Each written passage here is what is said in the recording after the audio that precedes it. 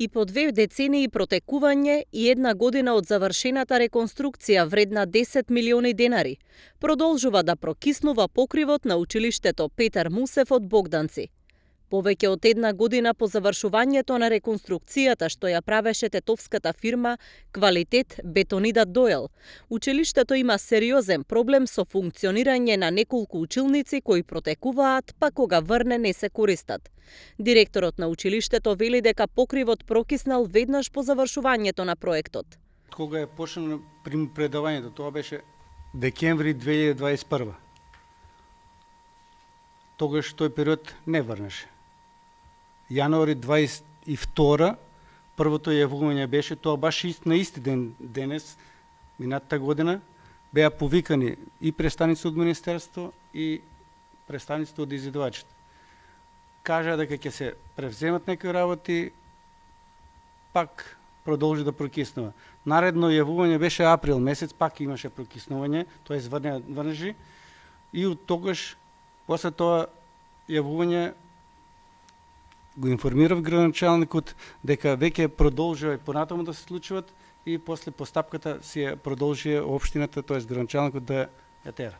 Градоначалникот на Богданци Блаже Шапов вели дека проектот е добиен преку Министерството за образование и наука и реакциите кон изведувачот повторно одат преку надлежното министерство.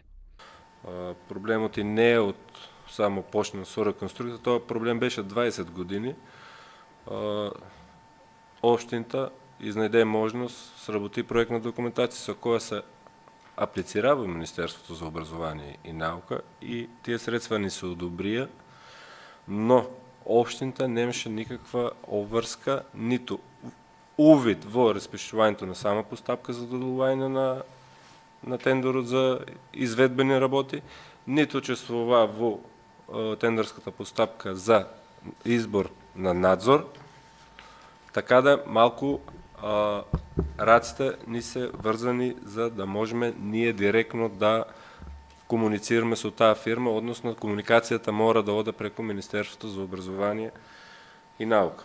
Протекувањето е голем проблем и за одвивањето на наставата, но и за здравјето на учениците и вработените, зашто имаше најави за протест. Советникот Михаил Тодоров вели дека треба да се забрза процесот не само за санација, туку и за барање одговорност за лошата реконструкција.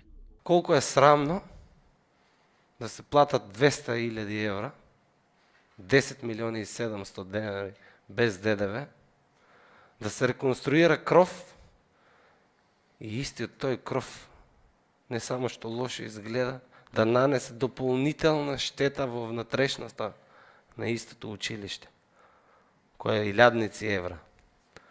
И ај тоа што е штетата, е материјалната штета.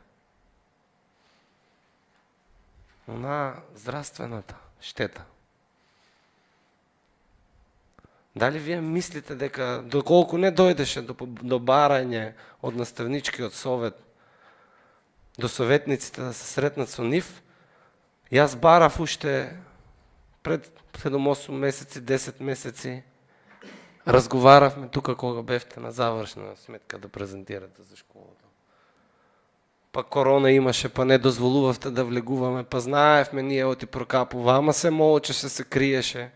Основното училиште Петар Мусев има 22 паралелки, од кои 2 се во подрачното училиште во село Ѓавото.